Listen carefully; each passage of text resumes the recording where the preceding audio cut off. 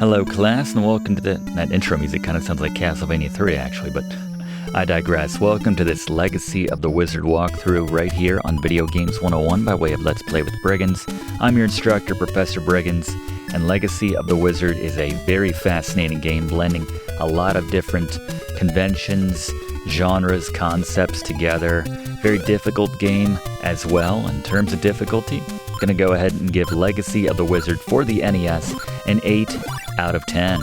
On the frustration scale, this equates to writing a threatening letter to the developer, in this case, Falcom. Fluff is going to talk about the developer, talk about the publisher as well that brought it to the NES a little bit later. He's going to share a lot of interesting facts about this game, but despite the difficulty with this walkthrough, it becomes a lot more manageable. We're going to show you where to go in this very large world of Legacy of the Wizard. It's a lot of what makes this game difficult is not knowing where to go. You need certain items to access different areas, only certain characters can use certain items, and there's some puzzle solving involved as well, so there's a lot going on, but yes, with this walkthrough, it becomes a lot more manageable. We're going to show you how to beat this game top to bottom. Blaze has your items guide covering the many items of Legacy of the Wizard. Gary has your boss beaters as usual, tips for taking down every single boss in this game, and they can be a handful in this one. And Fluff has the aforementioned facts, as well as some hacks and cheats he's going to share with us to make this game a little bit easier as well. We're not going to be using any of those, but he's going to share them nonetheless.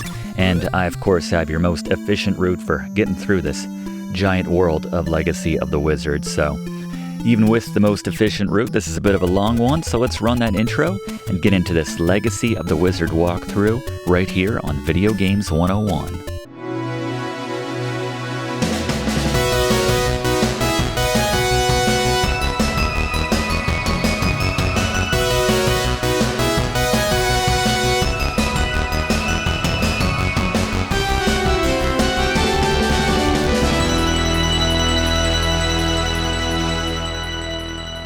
Alright, as we begin a new game here in Legacy of the Wizard, it'll take you to the family house. You can click on your grandmother and grandfather to get your current progress password or input a password. You select your character from the rest of them. We're going to start off with the beloved family pet Pochi right here. He's supposed to be a dog, but he looks like he came out of the Bubble Bobble series. But anyway, let's take a look at the controls for Legacy of the Wizard. Pretty straightforward. The thing to mention about your inventory is that you take the items when you select your character. We didn't have any items yet, so nothing to take, and you can take 3 items at a time. As we take a look now at the Briggs notes for this Legacy of the Wizard walkthrough, the keys to beating this game, first mention it in the opening, but follow this guide for the best route. We'll tell you which character to use when, which items to take with you. Number 2, save your money for the ends for the most part. We'll talk about that. And lastly, use Gary's boss beaters to take out the powerful, formidable bosses of Legacy of the Wizard. And as you can see, we're starting out and recommend starting out with Pochi or Pocky or Pogi, however you want to pronounce that, the family dog right here. And if you saw our whiteboard in the intro, we made reference to the fact that this character is invulnerable, at least to enemy damage in this game for the basic monsters. There's a certain respect for the family dog. We can still take fall damage. Every character takes fall damage, and you don't even have to be that high up to take fall damage, you'll find, but just to mention, that's not a big deal, it's just 1 damage. You'll be going through and regaining a lot of health throughout this game, but yes, good character to start off with because you don't take damage from the enemies, so you can explore, get used to the gameplay, the controls. Skip that chest, by the way, and we're gonna grab a couple early items here. And speaking of items, let's get Blaze to give us an overview of these items that enemies are dropping here in Legacy of the Wizard. Alright, let's cover the items enemies will drop here in Legacy of the Wizard when you take them down. First, we have the bread. This restores 5 health. Note that a lot of these items, if you find them in a treasure chest, they are worth a lot more. In the case of bread, this tops off your health if you find a treasure chest bread. So, just something to keep in mind. The potions, these will refill 5 of your magic units or max them out if you find one in a chest.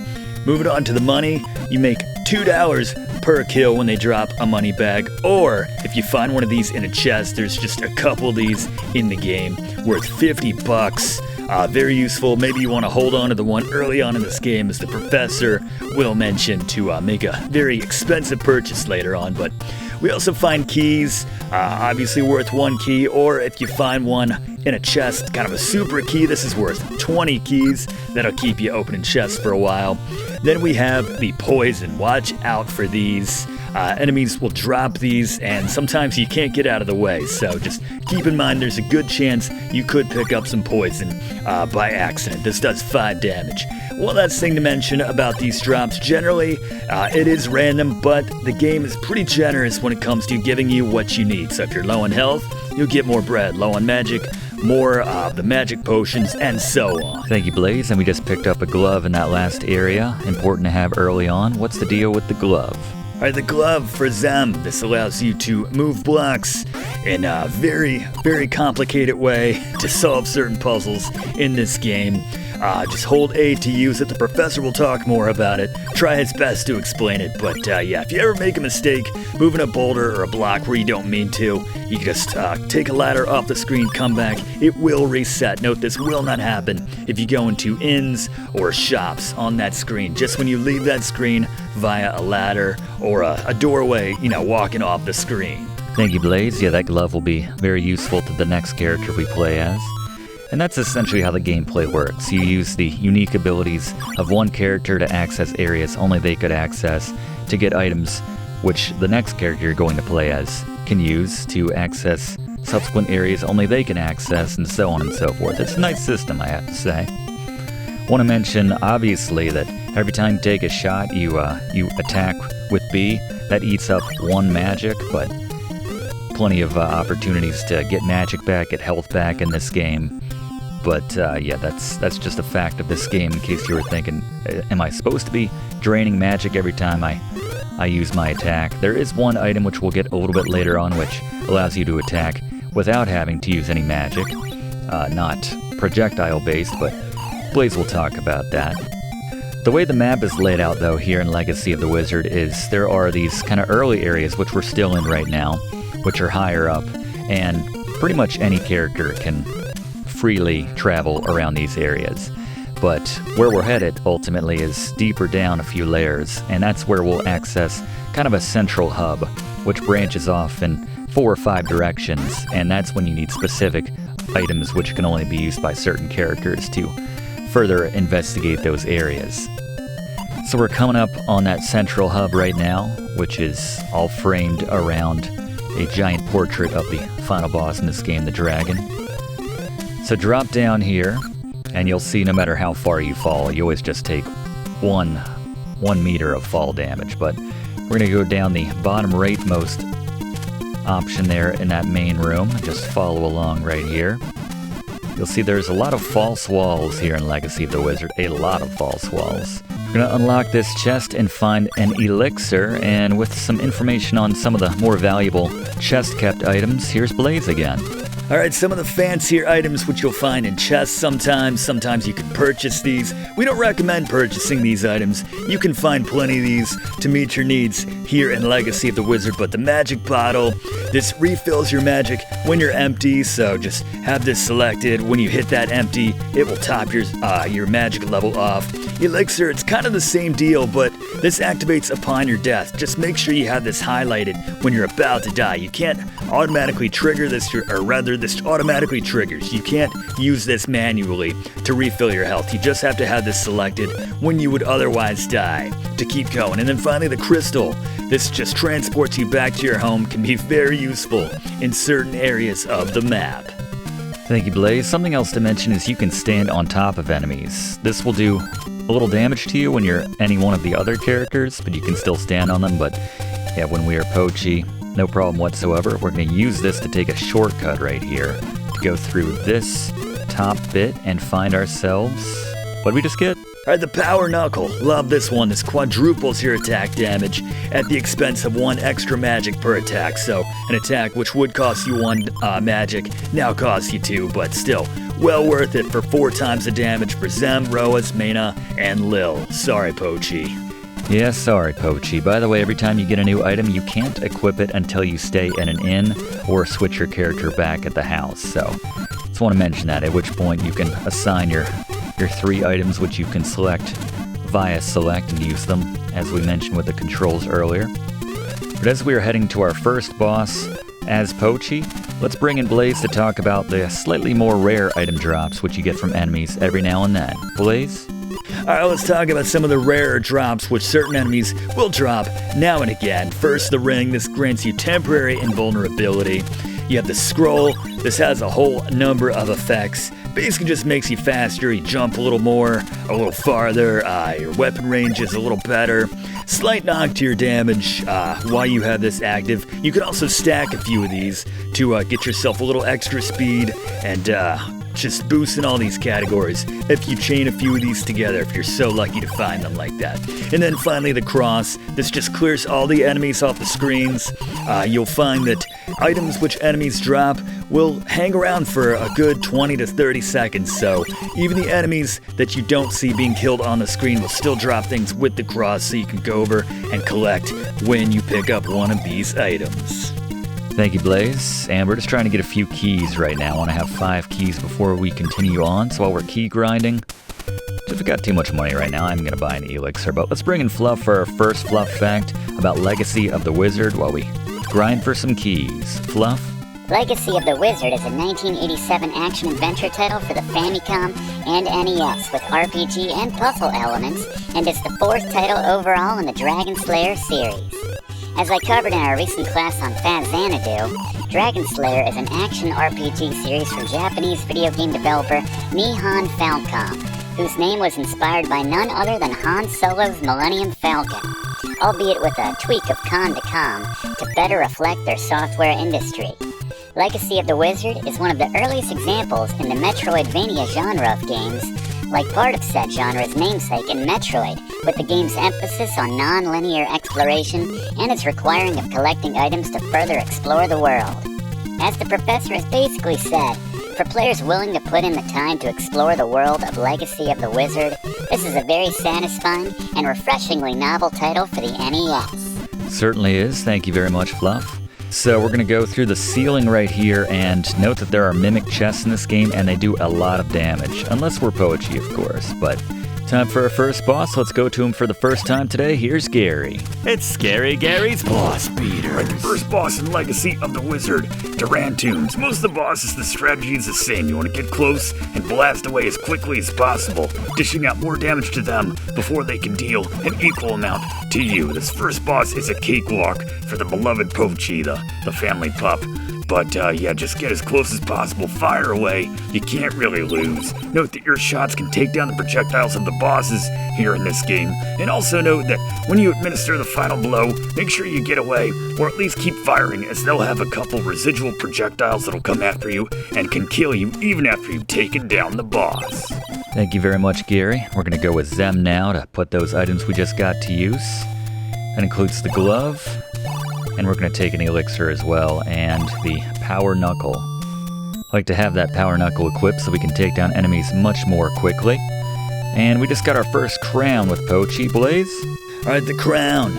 Roas can use these to essentially warp in the right spots to reach the Dragon Slayer sword, which the professor will mention. Yep, just one of those items which you need to complete the game ultimately, but carrying on here. Very satisfying, I have to say, taking down enemies with the power knuckle when they go down that much faster. Plus, Xemn's tougher in general, comparatively, to the family pup, as you'd expect. So now we're going to head left to right, heading back to that central hub, dropping down. And we're going to use that glove, which Pochi got for Xemn. We can now move items, and yeah, it's not the best system, I have to say.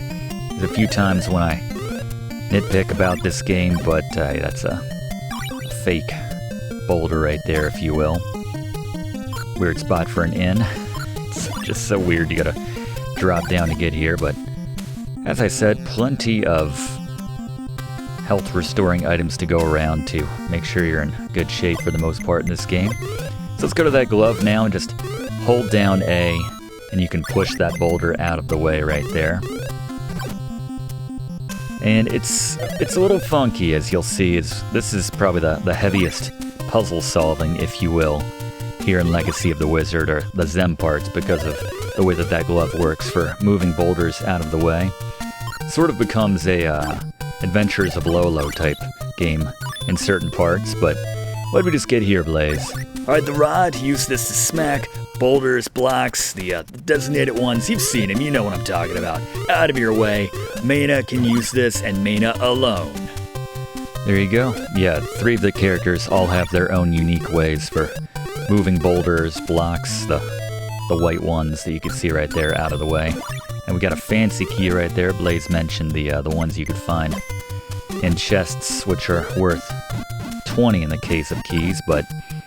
Alright, so there's some false walls here. There are these blocks we can move out of the way, and we need some of these to act as stepping stones. This one is tricky.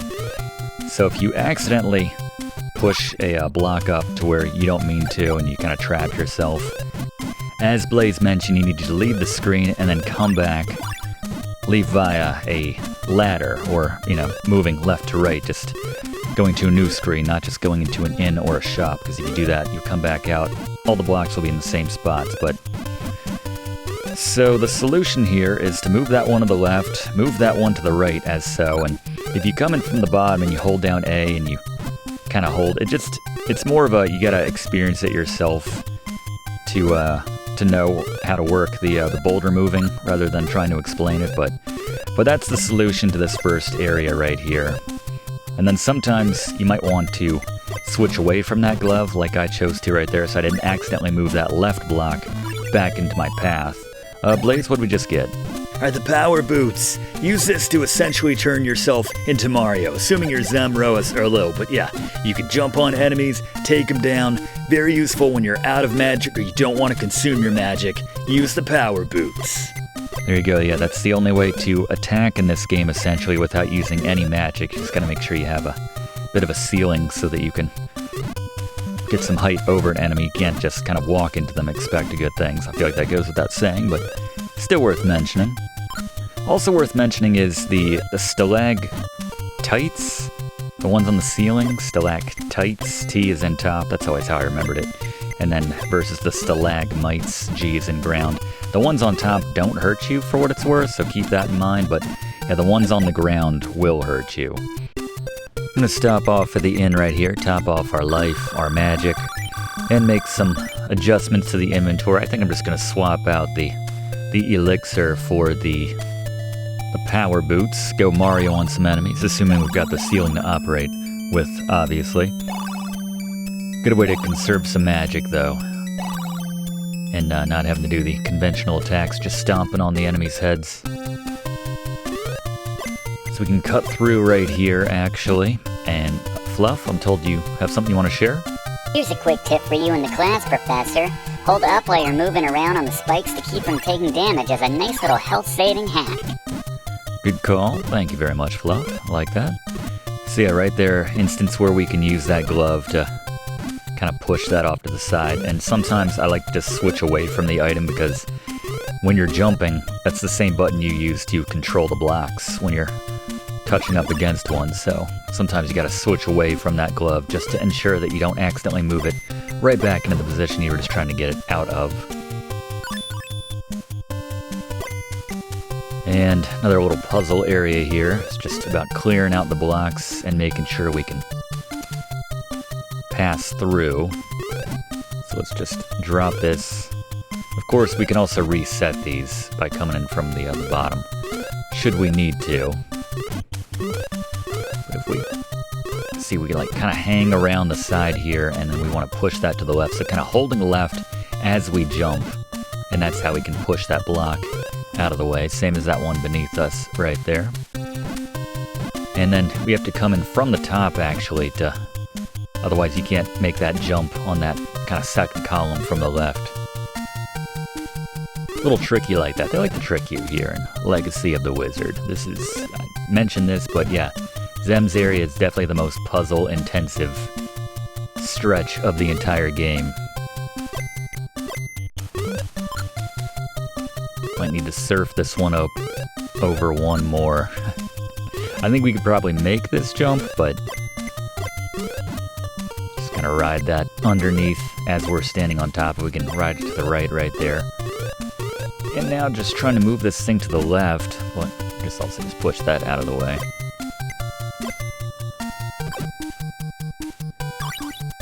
And then drop down in the bottom right. Have to say, Fluff mentioned this during our class on, it was Faxanadu, about Hudson Soft being the company which licensed out. Alright, this is a good opportunity to hold up right there. Good call, Fluff. We got the top off health right there. Yes, Hudson Soft licensed the series essentially to make their own completely original game in this series, in Faxanadu. And it didn't look like this game, but you can certainly see that Hudson Soft was clearly a fan as we kind of sneak through here and then use an enemy popping up to climb over there. As I mentioned, we can step on top of enemies' heads right here and kind of ride them. In that case, to get ourselves a little more lift, which we wouldn't have been able to do with them. But yeah, you can certainly see if you've played, and we did a class on this game, but Hudson Soft's Mile on Secret Castle, you can definitely see the influence of this game, of Legacy of the Wizard and the Dragon Slayer series overall, when you look at that game, and just the enemies and just the room layouts and everything, and all the trick walls and things like that. They were clearly very much influenced by this game, which makes sense as to why they would want to create their own game within the greater series. But anyway, right here, we want to move that one to the left on top first by going all the way around, moving this one to the right, and pushing it up, and then coming in from the top left, and then going around right here.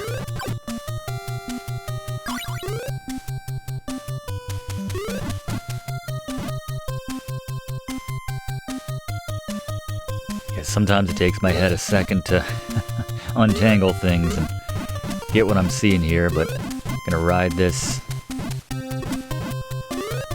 right and down so we can use that as a stepping stool to move that block into place. And we can come on through here, and now we have another kind of field once we come back out on the right side of this room ultimately.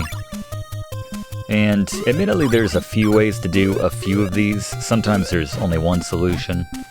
Kind of Adventures of Lolo type. This is a situation where I need to switch away from that glove because I will accidentally move that block when I don't mean to. It's nice being able to control this, kind of riding it when you're on top, and you can't go back up easily, but you can move it hard right or left as the situation calls for. And this is another one where different ways to do this, but just like to, and we might need to switch away here, just also get this a little more under control. Some of these enemies. Yeah, again, I didn't mean to move that right there, but alright, so we need to move this over because you got some false bricks right there, and give yourself some steps by way of these blocks we're moving. And don't want to move that anymore. We want it right here, and then I want to stay upright because when we're going to I want to get in that rightmost column because there's false steps on the left side of that little area too, so they're very sneaky here in Legacy of the Wizard, I have to say, to Falcom's credit.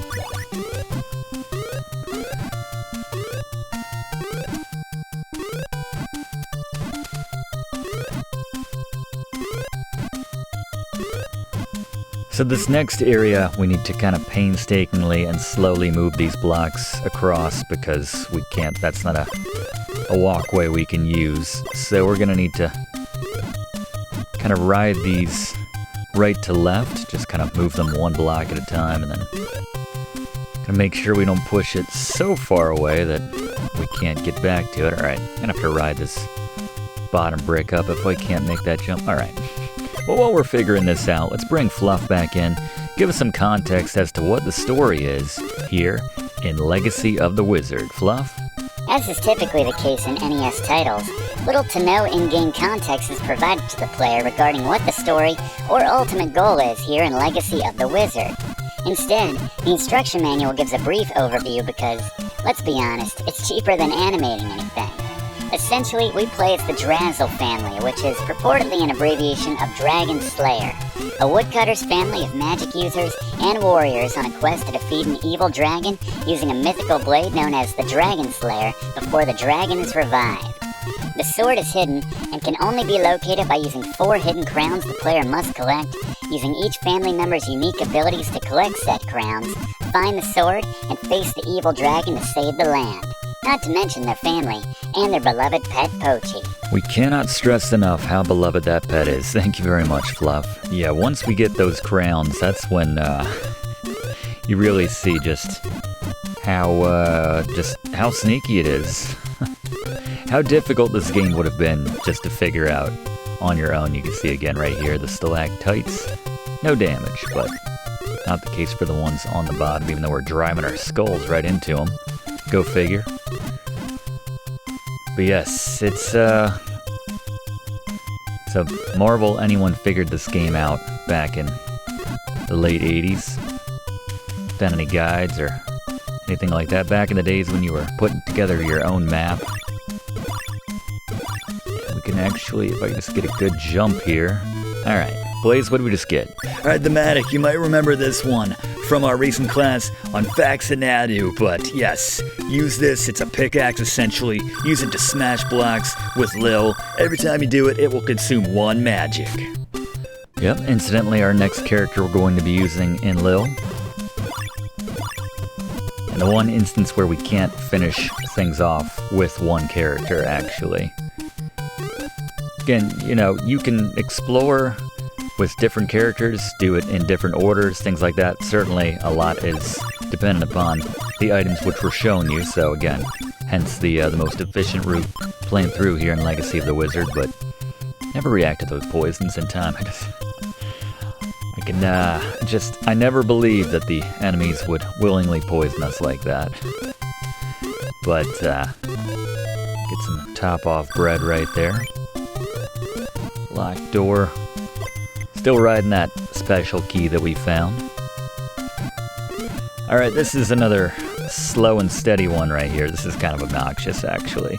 Not difficult to figure out once you figure it out, but it takes a very long time to actually make it happen. And the nice thing is, if you accidentally move one to the wrong location, like I sort of did just right there, because we wouldn't be able to move the blocks on the top back to the right after I jammed up that brick coming from the other side. You can just drop down the ladder and reset the screen, which is nice on Falcom's part. I think they recognized how loose the glove was, ultimately. Doesn't always go where you want it to. Still better than the power glove, though, I have to say. Imagine trying this game with the power glove, now that I think about it.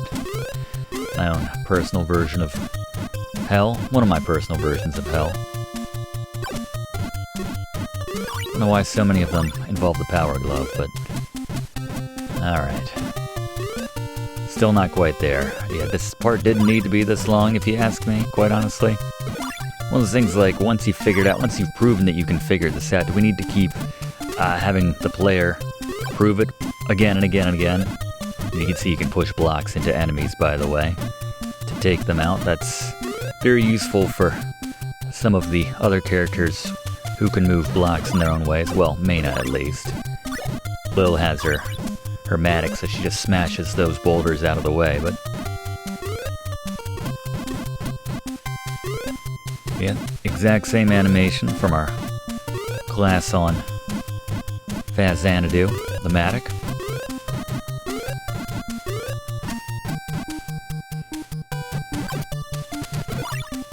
There's something like a dozen of these, I want to say. Alright, the end is in sight.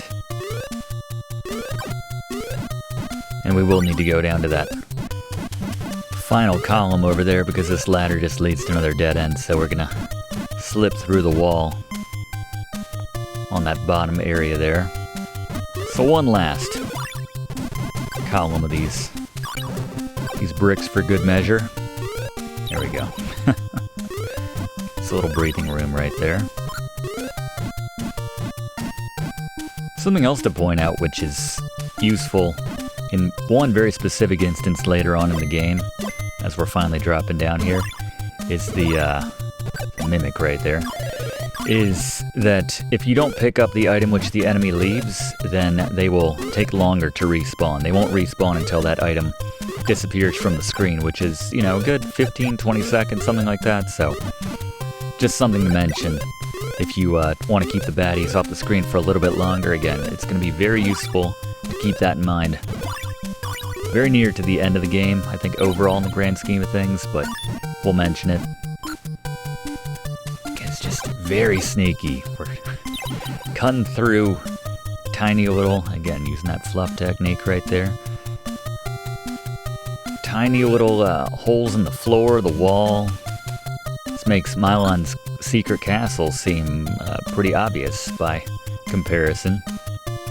But yeah, there's a whole lot of exploration necessary in this one. You can certainly kind of see the Metroid comparisons. Not as good as Metroid, obviously, no one would ever claim that, but still. And no damage here, thankfully. We're gonna just hold up right here to pop through, grab ourselves another elixir.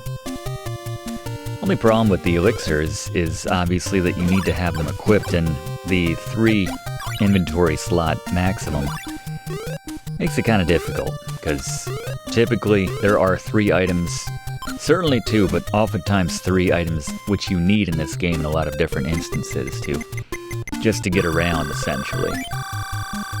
As you'll see a little bit later, but this was strictly just to top off our levels right here. We're doing good on cash, so no harm. We do have one purchase to make a little bit later. We're going to make before too long, which is going to eat up virtually all of our gold, but very much worth it once we make that purchase. A lot of inns in this game, by the way. They are all over the place and never convenient. I can't imagine they're getting a lot of foot traffic around here. And, I mean, come on, they're like within a screen scroll of one another, these 2 inns. Not trying to actually go in here, just holding up as I was jumping right there to avoid the spikes.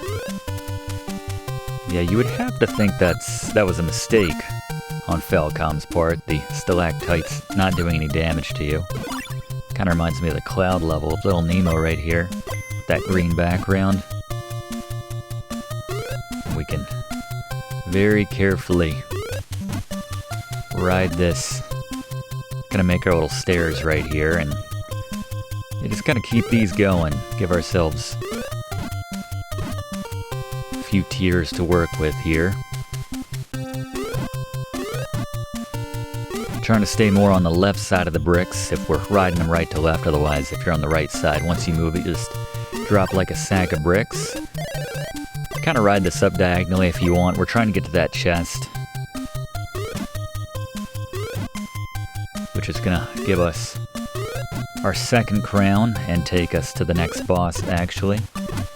You know what, let's go to him a little bit early with tips on this next boss. Here's Gary. Boss beaters. Alright, Erebone. Make sure you have that power knuckle equipped, because as Blaze mentioned, quadruples your attack power and makes this boss go down very quickly. As such, the strategy is just to face right and keep firing as he comes over to you, destroying the projectiles, and then eventually the boss on top of that as well. And again, once you've taken him down, make sure you jump and move to the left to try to minimize as much or as little damage as you'll take after you've taken them down with those residual shots the boss will have floating towards you. But there you go. Good call, Gary. Yeah, Xemn plus power knuckles equals very quickly defeat a boss right there. Alright, so we're going to switch to Lyll now. Recommend taking the shoes that we have, those power boots. Going to take the knuckle as well. And of course, and most importantly, the Mattock, which we'll use to knock out any boulders in our way. And you'll notice that she has a much higher jump than the family dog or her father.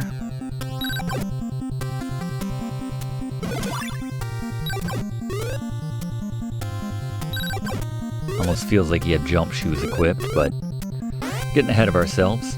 So we're going to go left to right here before we drop down to the hub, the dragon hub, if you will.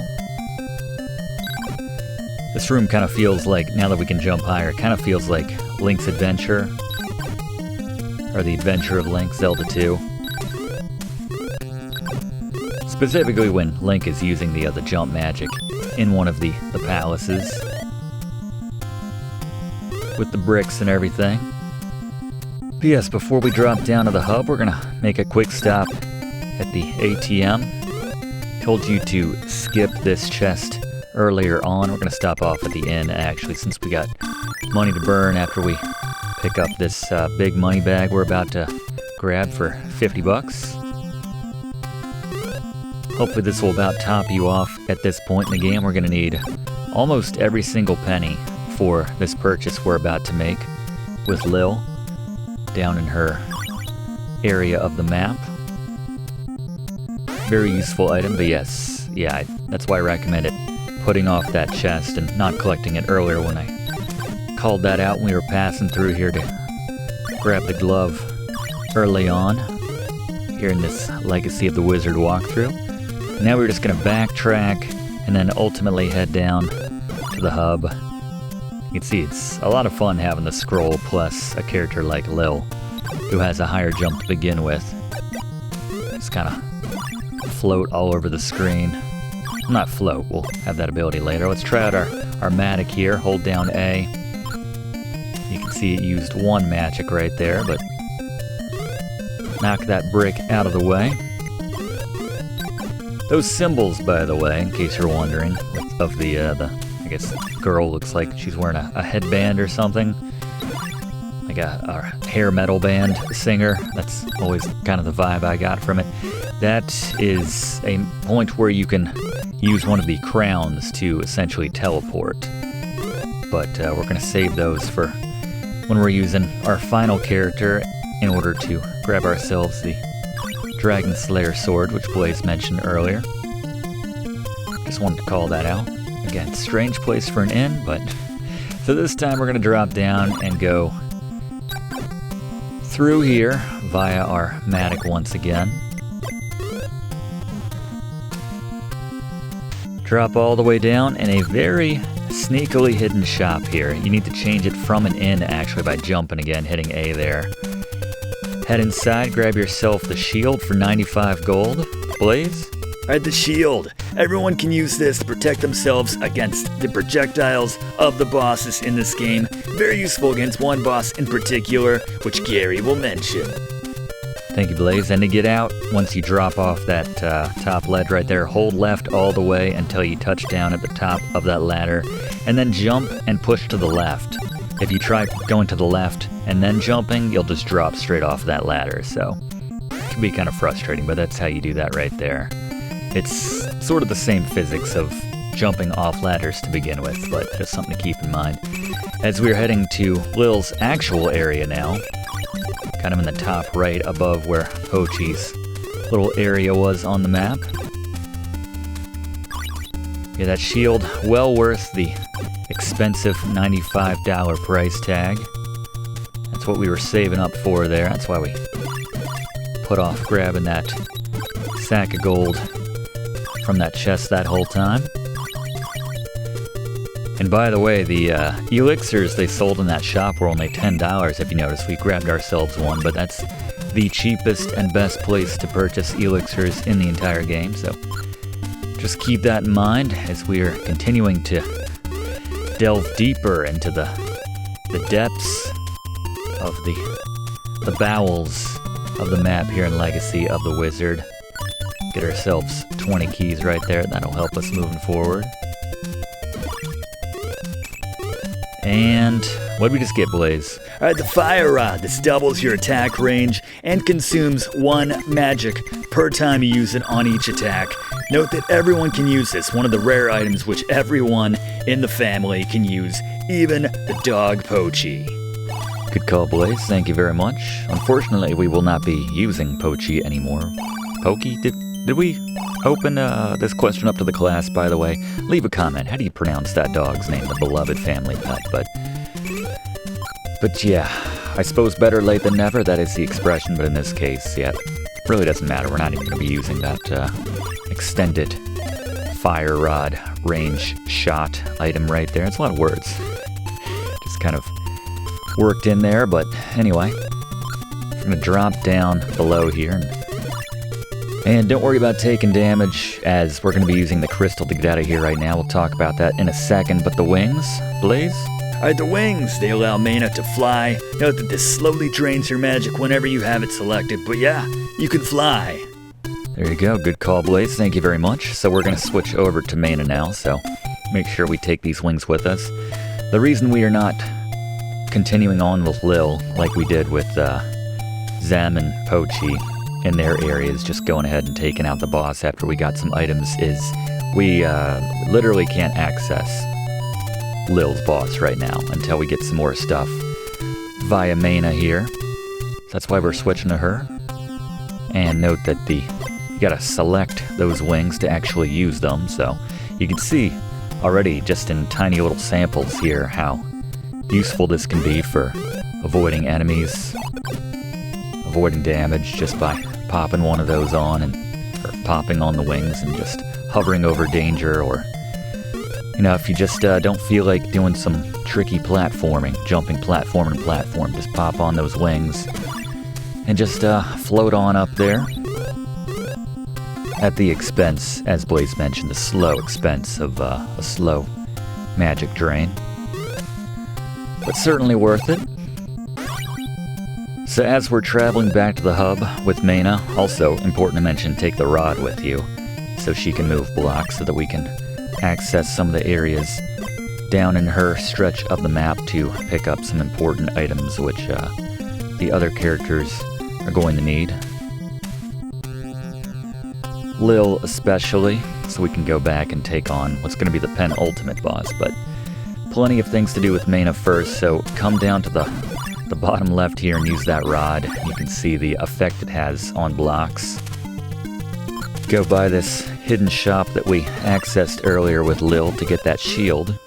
Gonna drop down and just keep heading right here and just keep descending into the deepest bowels of the map here. The farthest bottom recesses of this area. And here's an area where you might want to equip the wings and just fly over the enemies here. You just hold up. Should have plenty of keys still if you're following along with this Legacy of the Wizard walkthrough from when we got that 20 spot a little bit earlier. Speaking of keys, we're going to be gathering a very important weapon, or item I should say, as it relates to keys.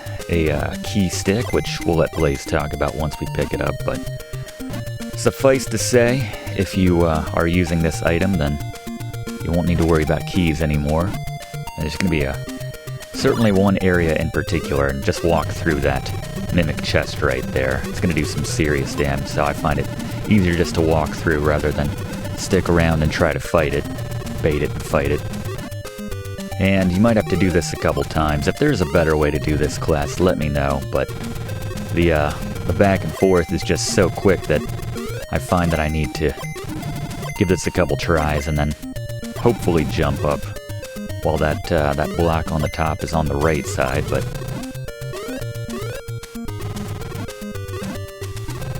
I realized I could... No, I couldn't even do that. I think this is the only way to do this, but I could be wrong, but there you go. There you go, the key stick. Blaze? Alright, the key stick. This is Meyna's item which allows her to unlock doors without needing keys. Note that every time you do use this stick to unlock a door, it will consume 1 magic. Thank you, Blaze, and magic usually easier to come by than keys in this game. But yeah, one particular stretch which we'll have coming up as Meyna, in which case we'll need to use that, so we'll need to stop off in an inn at some point and rearrange our items here, probably get rid of that elixir.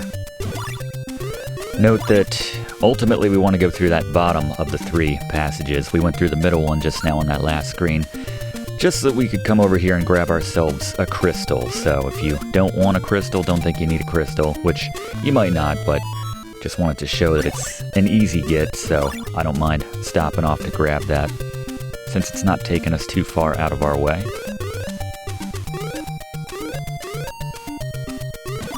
could use the wings right there, but we're just going to use an enemy to as a stepping stool right there. Use your environment to your advantage. That's what I don't think I've ever said that here on Video Games 101, but nonetheless, certainly applied in that situation. So now we're going to drop down to this bottom entrance and just follow this very linear path. If keys are an issue for you at this point, then certainly just go back to the closest inn and swap out whatever your third item is that's not your wings or your rod to that key stick, so that you can just use your magic to unlock any doors which you come across.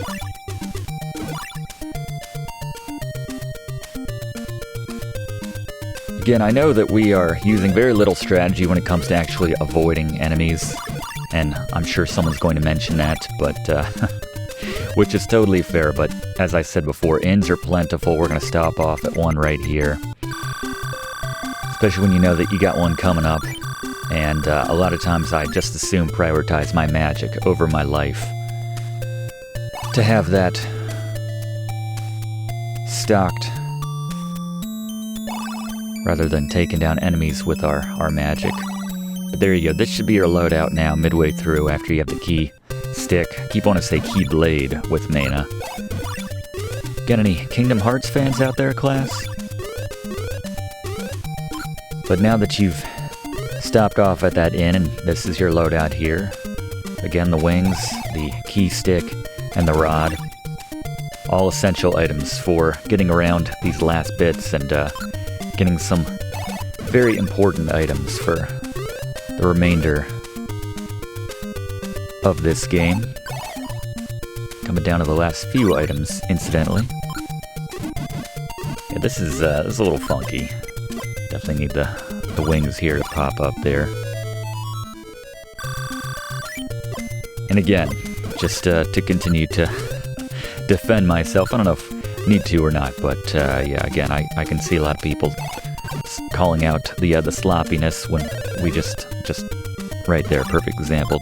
Don't mind getting poisoned, don't mind getting smacked around, because between the bread, between the inns, and very affordable inns too, by the way, in the grand scheme of things, 10 gold, very doable, chump change for our heroes here. Like that damages the enemies just as much as it damages us right there. Top off your magic by stopping off down there.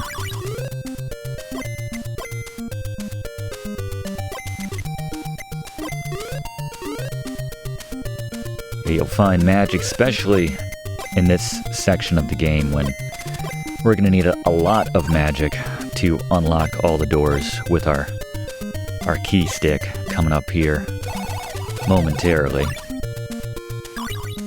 So there is a crystal to be had if you take the top route right here, but to get to that crystal by going that way, you're going to have to burn a lot of magic via your key stick.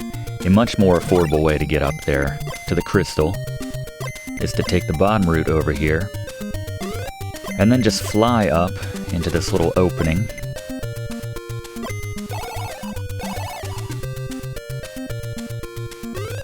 This guy's a little annoying because you want to get these hits in, or at least use him as a little platform. Probably to stand a fly all the way through right there, but there you go. If you have a couple keys, otherwise you'd have to very quickly switch to that key stick. But yeah, just have to burn a couple magic, a couple keys to get up there. Another inn, if you got the gold, might as well stop off. We're about 50% on our life and magic. Just a mimic there, don't mess with that chest. I feel like there's so many inns in this game that eventually all the innkeepers just came to some sort of agreement that let's just charge a flat $10, every single one of us. That way, you know, no one really has an advantage over any of the others. You think the more easy to get to inns, they could charge a bit more, and the harder to find ones, they could charge a bit less, but similar to how they kind of gouge you with gas prices when you're on the highway or something, stopping off at a rest stop. You're always expecting to pay, you know, maybe 40, 50 cents more per gallon, something like that, like airport prices, but not the case. With this low ceiling right here, I'm just going to go ahead and that enemy just keep the wings on right there.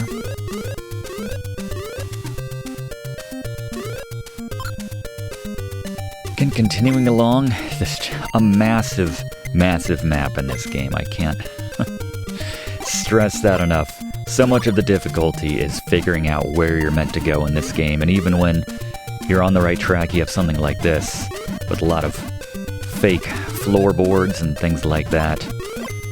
So in this case, we want to take the topmost route right here. There are ways to get through on the bottom, but it's not going to lead you to where you want to ultimately go, so it's very snaky, it's very tricky. This is how we go the very long way around. Let's get off my back there. And ultimately get down and around to the other side. And again, stalactites, not doing any damage, so we just walk right through those. And again, I'd be curious to know, as we have a top off our health bread right here, if that was just a glitch, or if they always meant the stalactites to be safe. I feel like it had to have been some sort of glitch at the last minute. Some coding error, so we just need, I suppose you could fly in a little bit above that, and then switch over to your key stick and just hold right to get in there, but otherwise just burn one key to initially get your foot in the door, quite literally, and press on to the right here.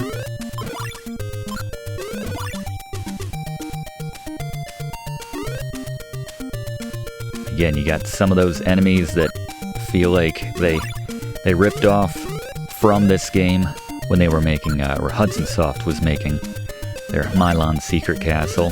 The movement too, you know. It's all very similar, but we talked about that. The overlap right there.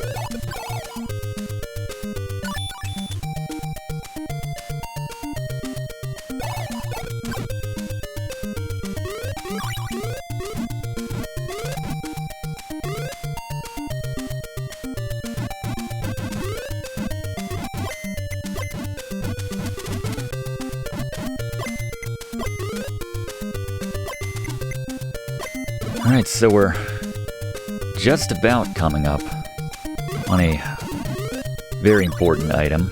A very difficult item to get, actually. You have to play it very carefully, because even if you have full health, which you should right here, speaking of which, it's still very dangerous, so you need to do exactly as we show to survive it. And there's a cut through right there. Can't think of, it's a very short list at the very least of games which encourage, or better said require, exploration than this game. Not a lot of games make you search every nook and cranny. I feel like I've said some iteration of this many times already, but I can't get past it. Just imagine playing this game for the first time when it was initially released in the late 80s, and very important item right here, by the way. Not the one I was referring to, but the armor. Blaze, how about it? The armor for Xemn and Roas. This allows you to take little to no damage from enemies, and it even kills a lot of them when you touch them. Just note that this will slowly drain your magic when you have it selected. Thank you, Blaze. To finish my thought, yes, this game is... it's very hard, very unforgiving, and nothing is obvious. They don't hold your hand for a second. But the armor you think would be the one thing, And you absolutely need to stop in at this inn before we do this next part that I've been kind of alluding to. But you'd think the armor would be the one thing you wouldn't have to have actively equipped. Just having it in your inventory or wearing it would be enough, but they have to put it on. But anyway, alright, so first things first, with Meyna, use your rod to knock that out of the way. And then when it comes back, block it out. And now we're going to switch to our key stick. Another reason you have to stop off at the inn is just so you have enough magic to get through all of these, but more importantly, there are a number of hidden enemies in the floor called moos. We've encountered some of these. They do a lot of damage. It's on the first and third columns here, so bait one to pop out, and then backtrack immediately, because you can see they stack damage very quickly, and it's a lot of damage. More importantly, when you kill them, don't pick up the items they leave, and there's one more here. Don't pick up those first two we encountered, their items, because as long as those items are still on the screen, they'll take longer to respawn, which makes getting back across a lot safer, not having to deal with them again, because otherwise you run the risk of running out of health before you can make your way back across. And we're definitely going to stop off at the inn again, but now with information on the item we just painstakingly picked up. Here's Blaze. Alright, the jump shoes. Lyll, Meyna, and Roas can use this to jump higher and pretty much ensure you always take fall damage, so be careful when you have these jump shoes equipped. Alright, good call, Blaze. Thank you very much. So we're going to keep our same loadout coming out of there, and now we're just going to follow this path down. There's a few false blocks on the floor we can drop down, but we're trying to get down to the bottom and ultimately exit down to the bottom left, where we'll be on track to take on the next boss, and we're just going to run through these moves here on the floor, especially if you have the scroll like we do right there. Might need to stop off at that inn again otherwise, but go back to the key stick, and we can't use that item until that block stops moving, so we'll have to jump back and forth between our items here. But as we're continuing along here, using our key stick quite a bit, using a lot of magic, let's go to Fluff for a little bit of a hack here in Legacy of the Wizard. There are a couple hacks you can use to either save yourself a little damage or reach otherwise inaccessible areas here in Legacy of the Wizard, both of which involve forcing the game to effectively reset the effects of gravity as it relates to the player via the inventory pause screen. For instance, you can bring up the inventory screen with start, then unpause right before you're about to hit the ground to negate any potential fall damage you are set to take. While that one's more trouble than it's worth, you can use a similar hack to trick the game into letting you jump higher, which can definitely be worth it in some areas. To do this, pause at the height of your jump in the same way with the inventory screen, then take your finger off of A and unpause and allow yourself to drop so that your position on the screen changes at least 1 pixel. Then pause again and unpause, this time while holding down A, and the game will allow you to jump again from that mid-air spot. You can painstakingly repeat this as many times as necessary to cover a lot more ground. Air. Thank you, Fluff. Yeah, we're not going to be using any of those hacks, but theoretically, if you did, you could make some of the items redundant that you would need for getting around in this game. You could get to certain areas with characters that you shouldn't be able to get to, but not the way the game was intended to be played, so very important to grab the shield when you stay at that inn. You can actually backtrack after you stay at the inn and unlock all these doors to go back and get your magic topped off if you want to have that for the next boss fight. But yeah, make sure you have that shield, and let's go to tips for Meyna's boss now with Gary. Boss beater. Archwinger. Just equip that shield makes you invincible from the projectiles, and get in that lower right corner like we show, and just aim up and shoot when that boss comes by. Make sure you only shoot when you have a good shot on them, because magic will be at a premium for this boss battle. But if you come in with a healthy bar of magic, you should be able to take him down with that shield with no problem whatsoever. Thank you, Gary. Yeah, that's why I mentioned that it's not the worst idea, and that it's certainly possible to, after you've unlocked all those doors with your key stick, to circle back and head back to that inn. Because accuracy is key when taking down this boss, but we were alright, still had about 30 magic in the tank. But you can be a little looser with your shots if you stop off at that inn one more time before you take on that boss. But regardless, alright, so we're ready to switch back over to Lyll now to take on her boss. And this time, the loadout that you're going to want, make sure you grab that Mattock again, obviously. I'm going to take the upgraded attack as well, but most importantly, the jump shoes are what we're going to need. And you can see right there why Blaze mentioned it's pretty much guaranteed fall damage every time you use it, unless you're jumping to a higher ground platform you couldn't otherwise access, which is the point of the shoes. But so, you know the drill right now. We're just making our way back to that central hub, this time with the jump shoes in our inventory. So while we're essentially backtracking here, let's go to Fluff for another Fluff fact about Legacy of the Wizard. While Falcom developed this game for Japanese audiences via the Famicom, American software developer Broderbund licensed the title and produced an international version for the NES. We've mentioned Broderbund a few times in previous classes, including as the publisher on another hidden gem on the NES, in the Battle of Olympus. They also published a number of notable games across multiple platforms in the late 80s and early 90s, including Where in the World is Carmen Sandiego, Myst, and a game we did a class on here on Video Games 101, and The Guardian Legend. They also designed the poorly received and made U-Force IR Sensor NES controller, but the less we say about that, the better. I mentioned this during our class on the original Final Fantasy for the NES, but it was Broderbund Company founder Doug Carlston who flew to Japan upon his suggestion with his friend and fellow programmer Hazir Gabelli to set up a meeting with his contacts at Japanese video game developer Squaresoft.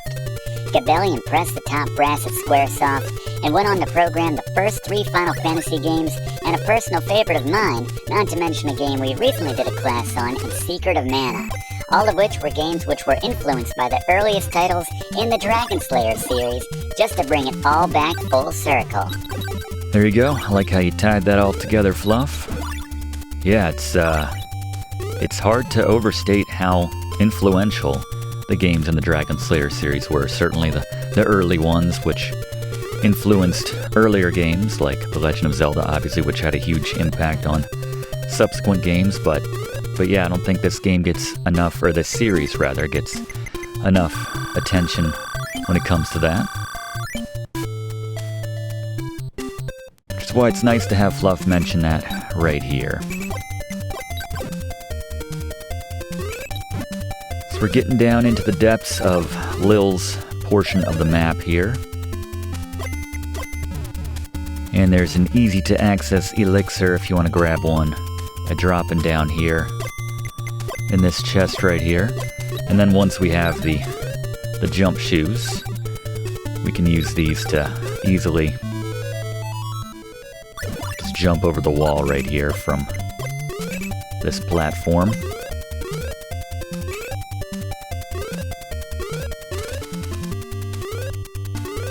And you can see the Dragon Slayer right down there. That is the titular sword, which we'll need to. Well, Blaze will talk about that. We can't get it right now. Very tricky to get that. We need to use the crowns we've been picking up to ultimately grab that. We're trying to go up here above the Dragon Slayer and just use that Mattock to knock out these blocks here along the way.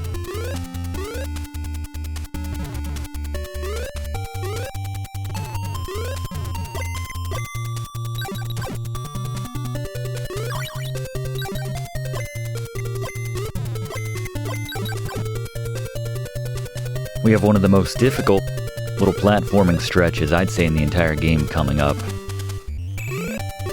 as Lyll here in just a moment.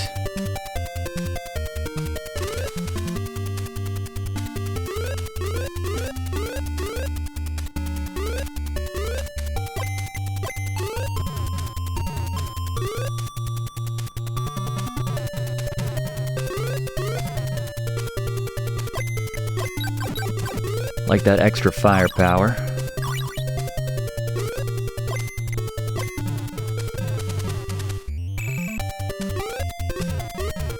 We have a little Mario-style hidden blocks to activate right here. You just jump, and there's a health top off right there in that chest.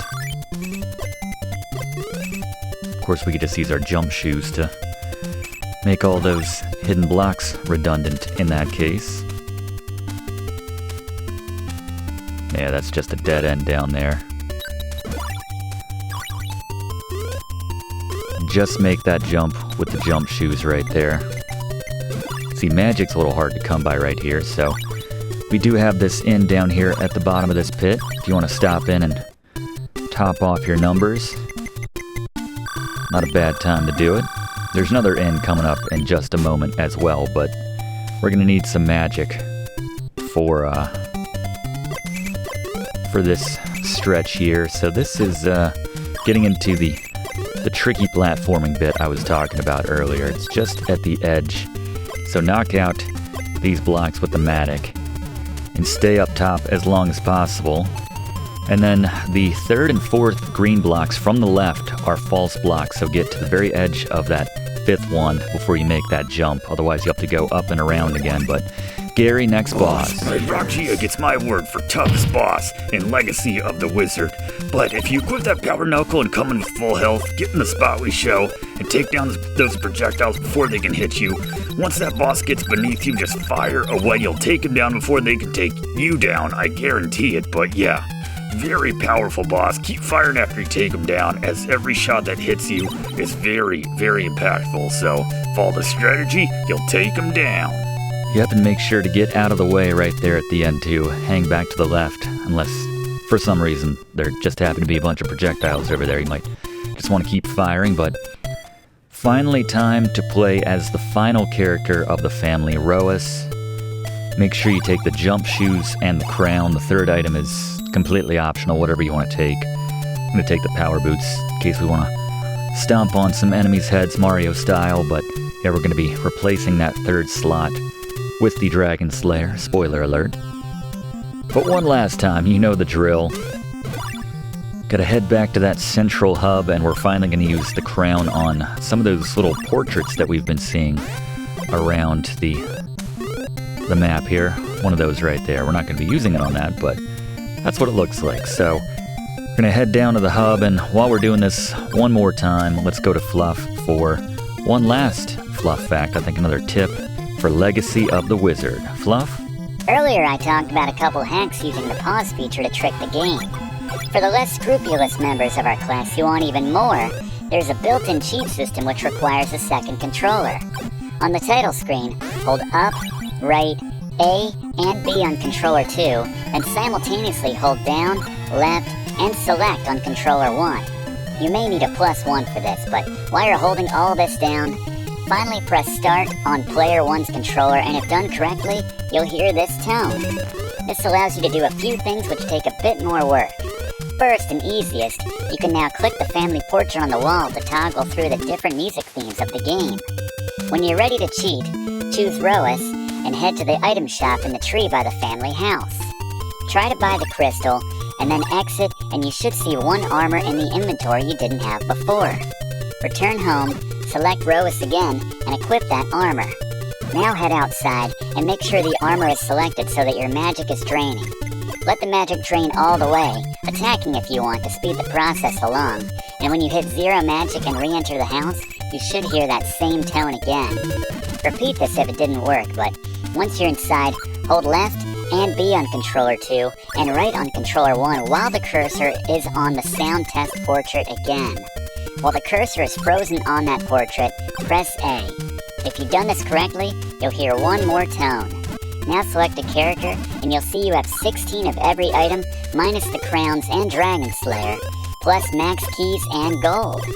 What's more, if you die, you'll come right back to life where you were, regardless of whether or not you had any elixir.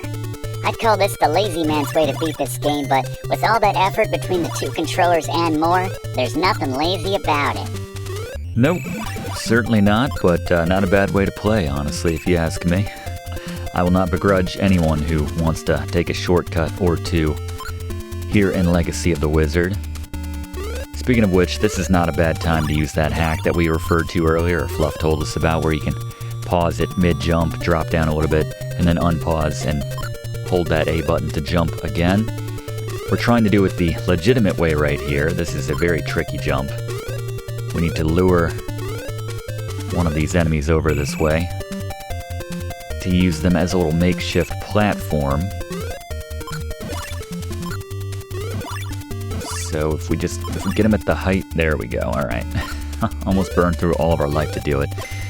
Don't worry, there will be inns to stay at momentarily.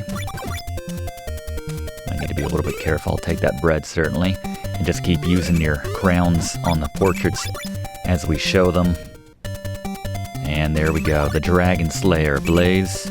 Alright, the Dragon Slayer sword itself, the namesake of the series. You need this to defeat the final boss. Only Roas can use it. Get it very late in the game, the Dragon Slayer. Good call, Blaze. Thank you very much. Yeah, we'll make sure to equip that once we stop off at this next inn. And I'm going to grab a crystal as well when we stop off here because I want to go ahead and warp back to the beginning of the game so we can head back to that central hub one last time. I misspoke earlier. We do need to go back one last time. I just think it's easier to do it this way. So we're going to take the crystal, the Dragon Slayer, and then the third item doesn't matter because, again, we need that Dragon Slayer to take on the boss.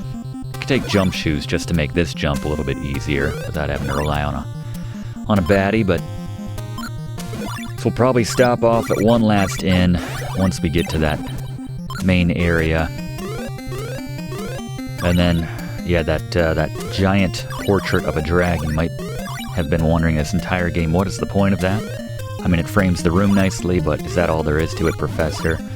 No, that's not all there is, actually. That's where we're going to stop off. So, this is the last inn we're going to stay at for the rest of the game. Again, the only item we need is that sword, so make sure you have that equipped when it's time for this final boss right here. And when you're ready, just walk to the left. When you have that sword equipped, trigger the final boss fight, and Gary, take us home. Boss beater. For a King Dragon, a bit of a letdown after that last boss. There's two different strategies. You can stay close like we show, and you can get some shots in if you stay in that little gap right there and kind of baiting that fire and getting those shots off, but much safer if you get to the left side as soon as the battle starts. You just jump right a little bit, fire a couple shots at that head, and then move back to the left before you touch down again. Just repeat this strategy, and most importantly, make sure you're not near the boss when you take him down, which that close-up strategy doesn't work with, because, yeah, if you're next to them when they go down, they will take you down with them. So, follow the strategy, you'll take down King Dragon. Congratulations, you have beaten Legacy of the Wizard. Thank you very much, Gary. Yeah, forgive the, earlier. I like to work that little gap right there between the dragon and the fire, just to show off a little bit, class. I apologize. It's been the end of a very difficult game, and it's nice to just have a little bit of platforming to go out on right there, but there you go. Good work to all my TAs today. Excellent work, in fact. As the family returns home, there's the pup hanging out on the roof. How are we going to get him down? We'll find out in the sequel. But there you go. That's our time for this week. Everyone, thank you so much for attending this class. If you haven't already done so, please consider subscribing to enroll in these classes. We do one of these classes every single week in the same spot. We'd love to have you enrolled. Click that like button too if you don't mind, and leave a comment as well. Really does help us out to make future classes for you. Have you beaten this game?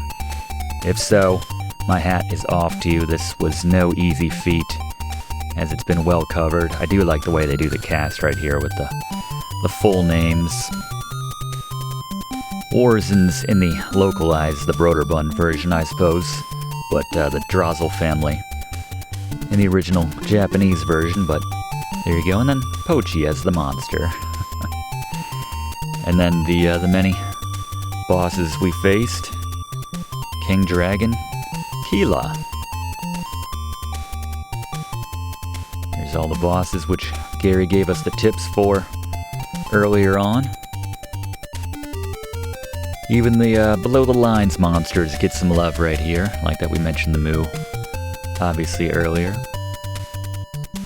I like how different the animations are of the characters once you actually choose them. With Pochi looking more like someone out of Bubble Bobble. Maybe I mentioned that at the very beginning of this class. Seems like a lifetime ago. After a game of this length, this complexity, this one will drain you in more ways than one, but a very satisfying win, I have to say. Which is why, again, mention if you've beaten this game before, no easy out. But that's our time for this week. We'll see you next week, we hope, in the same spot for next week's class right here on Video Games 101. Thanks for watching, and don't forget to like and comment on this video, and click subscribe if you haven't already, as this seriously helps me to keep making great content for you. And check the description of this video to see what song is playing right now.